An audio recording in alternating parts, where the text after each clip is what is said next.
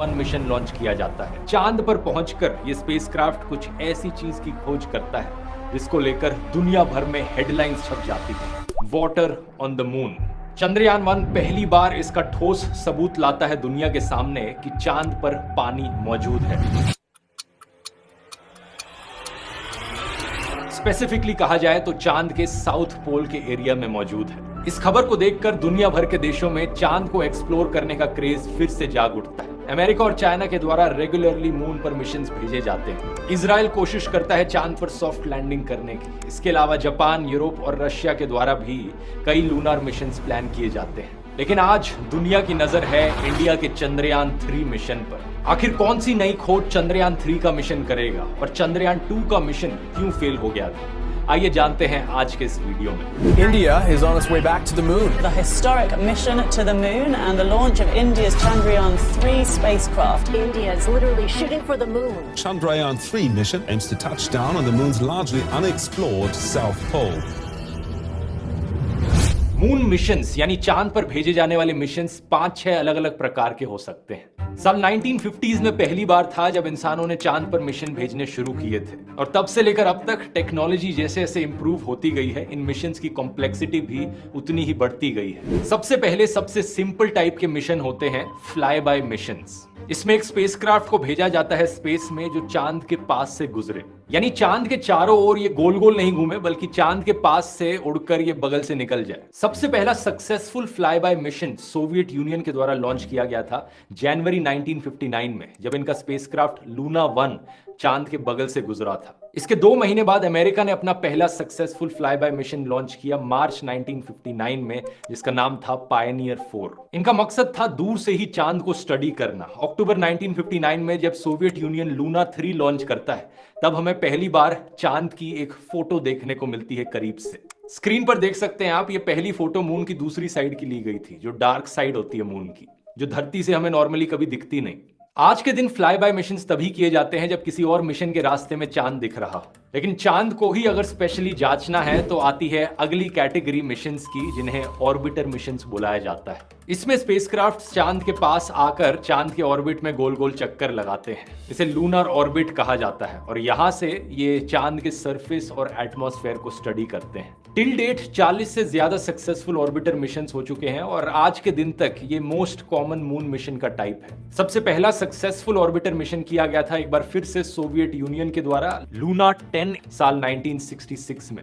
इसके बाद आती है अगली कैटेगरी इंपैक्ट मिशंस की। ये मिशंस ऑर्बिटर मिशंस का ही एक एक्सटेंशन होते हैं। यहाँ मेन स्पेसक्राफ्ट चांद के अराउंड ऑर्बिट करते रहता है, लेकिन उस स्पेसक्राफ्ट से एक हिस्सा डिटैच होकर चांद पर जाकर क्रैश लैंड करता है। क्योंकि क्रैश लैंडिंग के वक्त ये मून से इंपैक्ट कर रहा है, इसलिए इन मिशंस को इंपैक्ट मिशंस बुलाया जाता है। आप पूछोगे ये क्रैश लैंड कराने का क्या तुक बना? इसका जवाब बड़ा सिंपल है। क्रैश लैंडिंग करने तक का जो समय है, जब वो चांद के करीब करीब आए जा रहा है, उसी समय में काफी सारी इंस्ट्रूमेंट की रीडिंग्स ली जा सकती है, इसलिए इंपैक्ट मिशंस भी काफी यूजफुल होते हैं। चंद्रयान-1 हमारा एक इंपैक्ट मिशन था। जो हिस्सा स्पेसक्राफ्ट का अलग होकर चांद पर जाकर क्रैश लैंडिंग करता है उसे मून इंपैक्ट प्रोब कहा जाता है। चंद्रयान-1 के मून इंपैक्ट प्रोब में एक इंस्ट्रूमेंट लगा था, Chandra's altitudinal composition explorer, short में इसे चेस कहा जाता था। ये एक मास स्पेक्ट्रोमीटर था जो हर 4 सेकंड में रीडिंग्स लेता रहता था, जैसे जैसे ये चांद के करीब आ रहा था क्रैश लैंड करने के लिए। और इसी इंस्ट्रूमेंट की मदद से हमें पता चला कि चांद की एटमॉस्फेयर में पानी मौजूद है।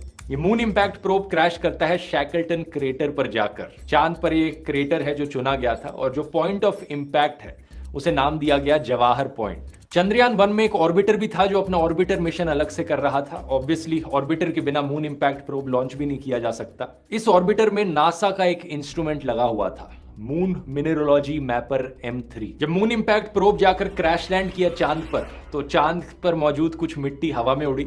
उस मिट्टी को, उस लूनार सॉइल को एनालाइज किया इस इंस्ट्रूमेंट ने और इसी एनालिसिस के बाद कंफर्म हुआ कि चांद की मिट्टी में भी पानी मौजूद है। चौथी कैटेगरी आती है मून मिशंस की, लैंडर मिशंस। यहाँ पर स्पेसक्राफ्ट के एक हिस्से को चांद पर भेजा जाता है सॉफ्ट लैंडिंग करने के लिए।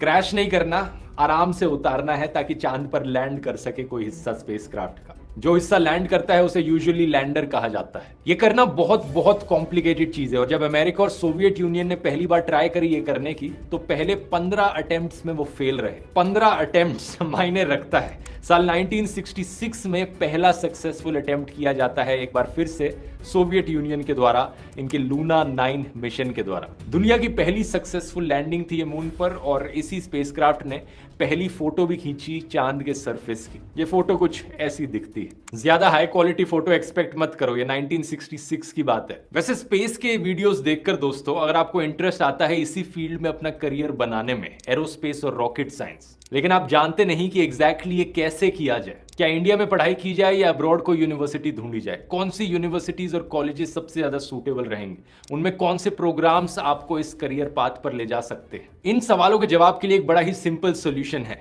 Chat GPT. किसी महंगे करियर काउंसलर के पास जाने की जगह है, जो कि अक्सर वैसे भी आपके पेरेंट्स की बातों से बहुत इन्फ्लुएंस रहते हैं, आप चैट जीपीटी को ही अपना करियर काउंसलर बना सकते हो। आप इससे इंडिया की नहीं बल्कि दुनिया भर की यूनिवर्सिटीज को लेकर सवाल पूछ सकते हो, स्कॉलरशिप्स ढूंढ सकते हो, बाहर पढ़ने जाना है तो क्वालिटी ऑफ लाइफ के बेसिस पर शहरों को ढूंढ सकते हो। ये सब कैसे करना है मैंने डिटेल में एक्सप्लेन किया है मास्टर चैट जीपीटी के स्टूडेंट स्पेशल कोर्स में। जो मेरा फुल चैट जीपीटी कोर्स है उसमें स्टूडेंट का चैप्टर आप स्टूडेंट स्पेशल एडिशन में अलग से खरीद सकते हैं एक बहुत ही अफोर्डेबल प्राइस पर। और आप में से पहले 400 लोग जो इसे खरीदेंगे उन्हें और एडिशनल 42% डिस्काउंट मिलेगा अगर आप कूपन कोड MOON42 यूज करेंगे तो। कोर्स का लिंक इस QR कोड को स्कैन करके मिल जाएगा और नीचे डिस्क्रिप्शन में भी है, और जो लोग आप में से फुल कोर्स खरीदना चाहते हैं उसका लिंक इस वाले QR कोड में है और ये भी डिस्क्रिप्शन में मिल जाएगा। ढेरों लोग जिन्होंने इस कोर्स को अभी तक लिया है उन्हें बहुत पसंद आया और बहुत यूजफुल लगा है, उनके रिव्यूज यहाँ आप देख सकते हैं, तो जल्दी से जाकर आप भी इसे ज्वाइन कर सकते हैं।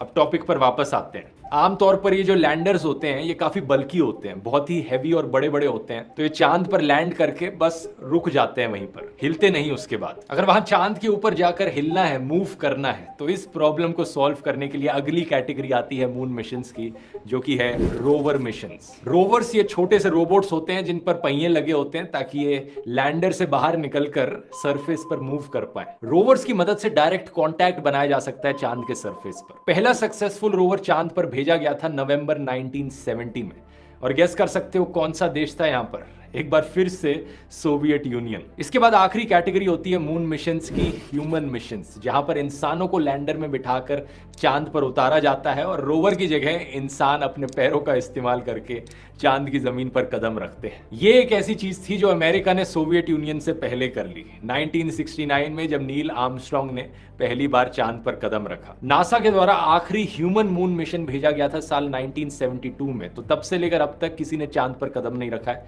और इन टोटल सिर्फ 12 लोगों ने ही चांद की जमीन पर कदम रखा है। ये सारे लोग नासा के थे। एक सवाल आपके मन में यहां पर आएगा कि पहला रोवर मिशन पहले ह्यूमन मिशन के बाद किया गया, ऐसे कैसे? ऐसा इसलिए क्योंकि एक ह्यूमन मिशन के लिए एक सॉफ्ट लैंडिंग करानी काफी थी, लेकिन रोवर मिशन के लिए नई टेक्नोलॉजी की जरूरत थी जिससे एक रोवर को डेवलप किया जा सके, और ये नील आर्मस्ट्रांग के कदम रखने के 1 साल बाद ही हो पाया। चंद्रयान 2 का मिशन यहां पर एक रोवर मिशन के तौर पर प्लान किया गया था। अगर वो मिशन एज पर प्लान जाता तो विक्रम लैंडर को चांद पर सॉफ्ट लैंडिंग करनी थी और उसके अंदर प्रज्ञान नाम का एक रोवर होता जो चांद पर उतरता, लेकिन अनफॉर्चुनेटली ऐसा हुआ नहीं। लेकिन 6 सितंबर 2019 चंद्रयान 2 का विक्रम लैंडर जब उतर रहा था, सॉफ्ट लैंडिंग की तैयारी कर रहा था, वो अचानक से जाकर क्रैश लैंड कर जाता है। नवंबर 2019 में निकली फेलियर कमेटी रिपोर्ट के मुताबिक ये एक्सीडेंट एक सॉफ्टवेयर ग्लिच की वजह से हुआ था, लेकिन इसरो ने कभी इस रिपोर्ट को पब्लिक नहीं किया, और इस चीज को लेकर इसरो को काफी क्रिटिसाइज भी किया गया था, क्योंकि उस पॉइंट ऑफ टाइम तक इसरो बहुत ही हाईली ट्रांसपेरेंट रहा था, सब चीजें पब्लिक को रिवील करता था, कब क्या सक्सेसफुल हुआ, कब क्या नहीं हुआ, क्यों नहीं हुआ। कई महीनों तक इसरो ने यह भी क्लेम किया था कि जो लैंडर है वो इंटैक्ट है, टूटा नहीं है, बस मून पर टिल्ट होकर गिरा हुआ है। लेकिन फाइनली जब प्रेशर बढ़ा तो 1 जनवरी 2020 में जाकर इसरो के चीफ ने आकर एडमिट किया कि लैंडर एक्चुअली में क्रैश करके चकनाचूर हो चुका है। इसरो के मिशन कंट्रोल सेंटर पर स्क्रीन ने दिखाया कि विक्रम लैंडर जब उतर रहा था तो वो अपने रास्ते से भटक जाता है जब वो करीब 2 किलोमीटर ऊपर था सरफेस से, और जब वो करीब 335 मीटर ऊपर था सरफेस से, इसरो कांटेक्ट लूज कर जाता है। प्लान के अकॉर्डिंग 400 मीटर ऊपर पहुंचने तक विक्रम को अपनी ऑलमोस्ट सारी वेलोसिटी खो देनी थी, लेकिन 1 किलोमीटर की हाइट तक भी विक्रम की vertical velocity 212 kilometre per hour थी और horizontal velocity 173 kilometre per hour. ISRO के अब जो करंट चीफ हैं एस सोमनाथ, वो बताते हैं कि विक्रम के इंजन में प्रॉब्लम थी। असल में टोटल 5 इंजन में से एक थ्रस्ट थोड़ा ज्यादा था, जिसके कारण विक्रम अनस्टेबल हो गया। असल में विक्रम को एक्चुअली फोटोज लेकर डिसाइड करना था कि एक्चुअल लैंडिंग स्पॉट क्या होगा, लेकिन फोटोज लेने के लिए कभी वो स्टेबल हो ही नहीं पाया। जब उसने अपनी डायरेक्शन करेक्ट करने की कोशिश करी तो थ्रस्टर्स के मिस अलाइनमेंट की वजह से वो तेज तेज घूमने लग गया,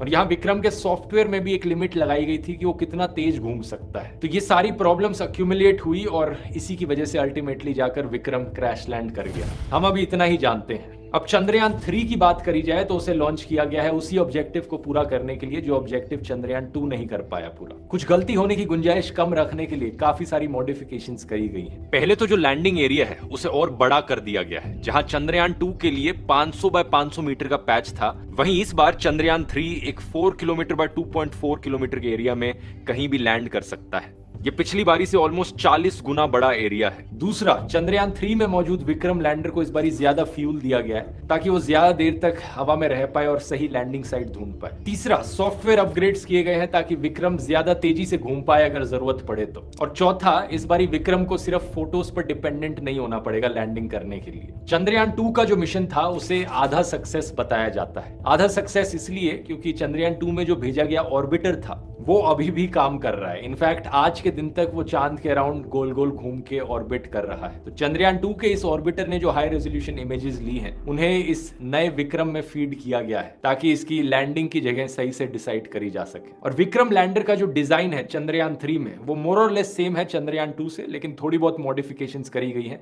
जैसे कि इसके जो पैर हैं वो और मजबूत बनाए गए हैं और ज्यादा सोलर सेल्स लगाए गए हैं इस पर, और सेंसर जो है वो इंप्रूव किए गए हैं। चंद्रयान 2 की तरह चंद्रयान 3 का भी मिशन ऑब्जेक्टिव वही है, चांद के साउथ पोल पर लैंड करना और एक रोवर उतारना। अब जो लैंडिंग की साइट है वो 70 डिग्री साउथ है, जहां पर कई सारे क्रेटर्स मौजूद हैं जो हमेशा शेड में रहते हैं, वहां पर कभी कोई धूप नहीं पड़ती, और इसलिए माना जाता है कि उन क्रेटर्स के अंदर कुछ बर्फ मौजूद हो सकती है। यहां मेंशन करना जरूरी है कि जब रोवर उतारा जाएगा चंद्रयान 3 के द्वारा चांद पर तो उसे सिर्फ एक लूनार डे का समय मिलेगा अपने साइंटिफिक एक्सपेरिमेंट्स कंडक्ट करने के लिए।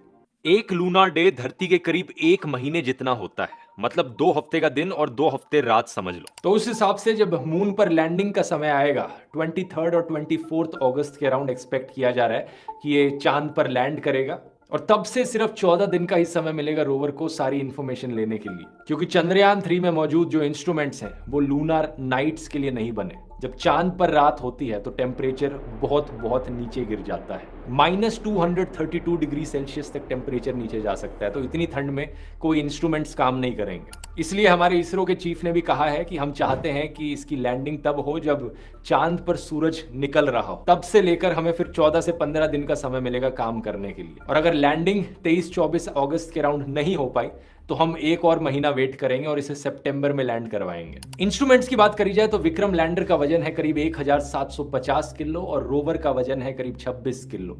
रोवर का नाम एक बार फिर से प्रज्ञान ही रखा गया है। टोटल में 3 मॉड्यूल्स लगे हैं चंद्रयान 3 में, एक लैंडर मॉड्यूल, एक रोवर मॉड्यूल और एक प्रोपल्शन मॉड्यूल। लैंडर और रोवर का मकसद तो आप जानते ही हैं। प्रोपल्शन मॉड्यूल का यहाँ पर मकसद है चंद्रयान को धरती के ऑर्बिट से बाहर निकालना और चांद की तरफ भेजना। इस प्रोपल्शन मॉड्यूल की मदद से ही ये लैंडर और रोवर पहले चांद के ऑर्बिट में आएंगे, और जब ये 100 किलोमीटर के रेडियस में आ गए तब उन्हें लैंडिंग के लिए उतारा जाएगा। इस मिशन में कोई ऑर्बिटर मॉड्यूल नहीं है क्योंकि चंद्रयान 2 का ऑर्बिटर अभी भी काम कर रहा है और उसे ही दोबारा से यूज किया जाएगा। लेकिन प्रोपल्शन मॉड्यूल जो है वो भी चांद के अराउंड 3 से 6 महीने तक चक्कर गोल गोल लगाते रहेगा, मून के ऑर्बिट में ही रहेगा। उसका भी यहाँ पर इस्तेमाल किया जाएगा कम्युनिकेशन पर्पसेस के लिए और बाकी और रीडिंग्स लेने के लिए। इस प्रोपल्शन मॉड्यूल में एक इंस्ट्रूमेंट लगा है स्पेक्ट्रोपोलारीमेट्री ऑफ हैबिटेबल प्लैनेट अर्थ, इसका शॉर्ट फॉर्म शेप। ये छोटे छोटे एक्सोप्लैनेट्स की खोज करेगा स्पेस में।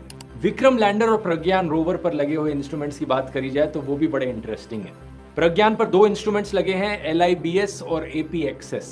LIBS का फुल फॉर्म है लेजर इंड्यूस्ड ब्रेकडाउन स्पेक्ट्रोस्कोप। ये चांद की मिट्टी का केमिकल कॉम्पोजिशन एनालाइज करेगा कि कौन कौन से मिनरल्स चांद की मिट्टी में पाए जाते हैं। और दूसरा APXS का फुल फॉर्म है अल्फा पार्टिकल एक्सरे स्पेक्ट्रोमीटर। ये चांद पर मौजूद पत्थरों के लिए यही करेगा। जब प्रज्ञान ये काम करेगा तो विक्रम लैंडर उसकी कुछ फोटोज भी खींच रहा होगा और ये फोटोज हमें जल्द ही देखने को मिल सकती हैं, अगर सब कुछ सही जाता है, प्लान के अकॉर्डिंग जाता है तो, जो कि मैं उम्मीद करता हूं सब कुछ सही जाए।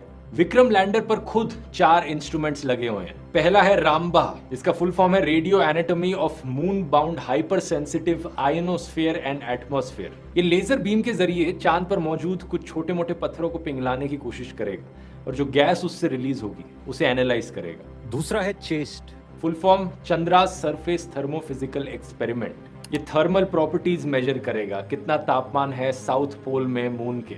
तीसरा है ILSA, the instrument for lunar seismic activity. ये मेजर करेगा कि मून पर कितने अर्थक्वेक्स होते हैं। उन्हें अर्थक्वेक्स नहीं कहा जाएगा, वैसे मून क्वेक्स कहा जाएगा। इससे हम चांद के अंदर के क्रस्ट और मैंटल स्ट्रक्चर को भी समझ पाएंगे। और चौथा इंस्ट्रूमेंट यहाँ पर नासा की देन है LRA, लेजर रेट्रो रिफ्लेक्टर अरे।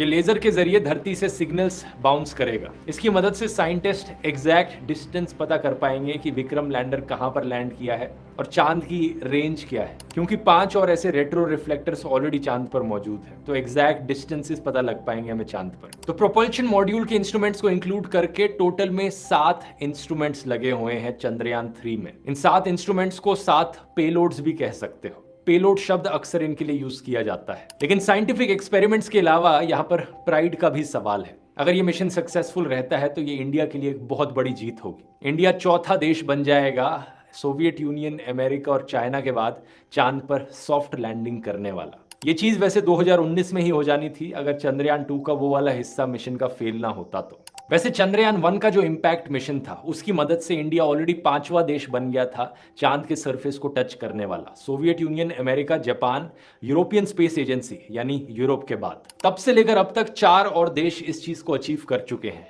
चाइना, इजराइल, लक्समबर्ग और यूनाइटेड अरब एमिरेट्स। इन देशों ने ये किया 2009, 2019, मार्च 2022 और दिसंबर 2022 में रिस्पेक्टिवली। चंद्रयान 3 के बाद हमारी इंडियन स्पेस एजेंसी का अगला बड़ा प्लान है गगनयान, एक स्पेसक्राफ्ट डेवलप करना जिससे इंडियन एस्ट्रोनॉट्स को ऑर्बिट में ले जाया जा सके।